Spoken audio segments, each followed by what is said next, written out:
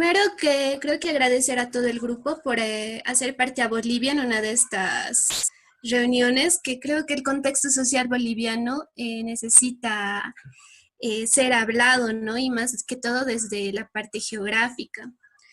Para esto me gustaría compartir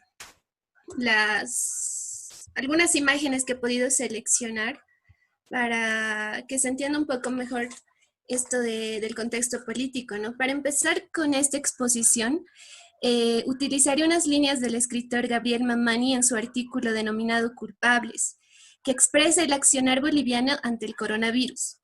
Mientras la pandemia exige una mayor humanidad y sensibilidad, en Bolivia nos hemos enfrascado en un proceso de deshumanización total. Pero ¿cuándo es que la deshumanización comienza a cobrar importancia? La comparación de imágenes que presento es la mejor forma de entender lo que ocurrió y qué ocurre en Bolivia. Después de los eventos de noviembre de 2019, la militarización de espacios ha sido la mayor forma de hacernos entender que el gobierno apela al miedo y no hacia una búsqueda de consenso y concientización.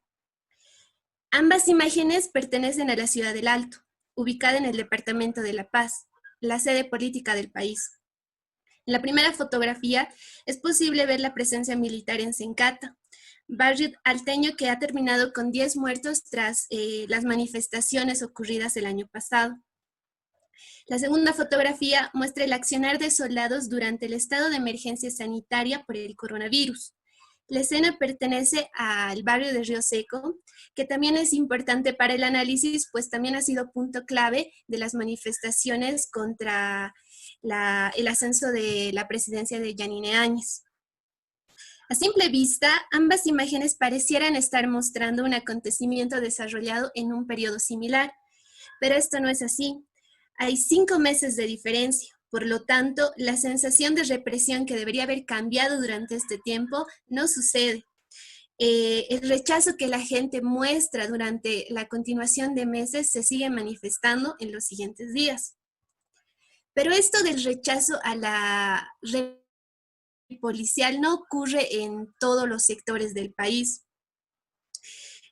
Tras las manifestaciones de celebración ante la renuncia del expresidente Evo Morales, ocurren celebraciones en centros históricos de las ciudades más principales del país.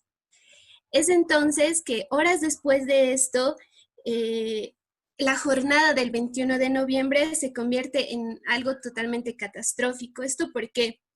Porque horas después de esta celebración ciudadana, se escucha la noticia de que grupos violentos estaban bajando de laderas y barrios marginales para robar y saquear domicilios. Es entonces donde creo que es uno de los puntos claves para entender la polarización que existe en la población boliviana. La respuesta al pedido de ayuda por estos ciudadanos es súper rápida. El gobierno despliega rápidamente a las Fuerzas Armadas. De esta manera, emiten el mensaje de protección a todas estas personas. En cambio, para aquellos que vivíamos fuera de los centros urbanos, el despliegue ocurre de distinta forma. Hay avionetas vigilando, el sonido de patrullas que no nos permite salir. Yo me preguntaba si no quería que saliéramos porque temían que seamos nosotros quienes vayamos a quemar y saquear las casas de los que estaban pidiendo auxilio. Estos eventos se van repitiendo en diferentes regiones del país, no solamente en el Alto. También están en parte del trópico de Cochabamba, barrios populares de Santa Cruz. Lo que es preocupante es esta normalización de la coacción militar y policial, que va a seguir trabajando, que va a seguirse manifestando durante la emergencia sanitaria del coronavirus, ¿no? Para la llegada de la pandemia, la población estaba tristemente dividida. El primer caso de COVID se registra el 11 de marzo y es el departamento de Santa Cruz quien lo sufre.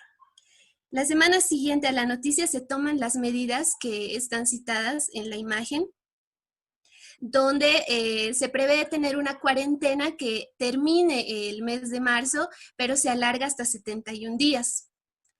Se cierran las fronteras, hay una prohibición de la circulación de vehículos privados y públicos, hay una restricción de la salida de las personas, multas, una distribución de diferentes bonos, al igual que en otros países de Latinoamérica.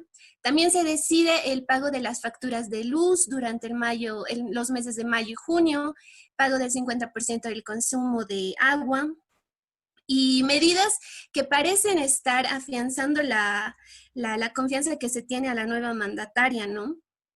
Pareciera que esta rápida respuesta podría haber ayudado a Áñez en acumular puntos para su candidatura a la presidencia, porque no olvidemos que ella es una candidata para las elecciones que se van a desarrollar dentro de pocos meses aquí en el país. Fue notable que la mayoría de sus decisiones no estaban pensadas en el freno del contagio, sino en la ganancia de votos. Es así que la popularidad de la mujer al mando sufre de ataques constantes y casos de corrupción que acaban destruyendo todo esto que estaba llevándose a cabo. En imágenes se pueden ver algunos de los casos de corrupción enmarcados en lo referente al coronavirus, porque han habido una infinidad de eventos que han molestado a toda la población, pero en este caso muestro aquellos que han conmovido más, como es el caso de los bolivianos varados en Chile, que no han podido ser repatriados y han tenido que pasar la cuarentena, es decir, los 71 días entre la frontera de Perú, entre la frontera de Chile y Bolivia. Asimismo, el mal uso de los bienes del Estado, cuando no se permitía que personas se transporten por razones de salud ni educación, pero sí servía para que ministros pudieran viajar a cumpleaños, pudieran viajar a eventos. Posteriormente, en la inestabilidad en esto de los líderes, en esto de los líderes, de los ministros, no pasaban ni siquiera 2 semanas, no pasaban ni siquiera 2 semanas para que tengamos un ministro nuevo, ¿no? En algunos casos días, pasaban 2 días y nosotros ya teníamos un ministro nuevo. Es así que llega el mayor caso de corrupción, que es el de una compra sobrevalorada de respiradores, que llega a disminuir el porcentaje de apoyo que tenía hasta la fecha eh, la presidenta Áñez. Muchas gracias, Lo que Maca. ocurre ¿Perdón? Perdón, ya se nos acaba el tiempo. ¿Si puedes concluir? Sí, claro, ya estoy acabando. Lo que iba a decir que después de todo esto, ante el enojo es una desobediencia total. La gente empieza a manifestarse a partir de marchas, protestas. Los casos se incrementan en estas regiones que han estado molestas. Me preguntaban en el foro si habían ocurrido eventos sociales y sí, cacerolazos, petardazos, elección de una fecha determinada para que se tome las elecciones, que en este caso va a ser el 6 de septiembre. Y finalmente, un mapa que te muestra cuál es la situación actual en Bolivia. Justo hablaba con vos y me decías que tenías el registro de 3.000 casos, pero me gusta, o sea, tenía la intención de mostrar que ya estamos por llegar a los 15.000 casos, ¿no? Y esto es algo que me parecía súper interesante que se conozca a nivel Latinoamérica. Bueno, eso sería todo. Gracias.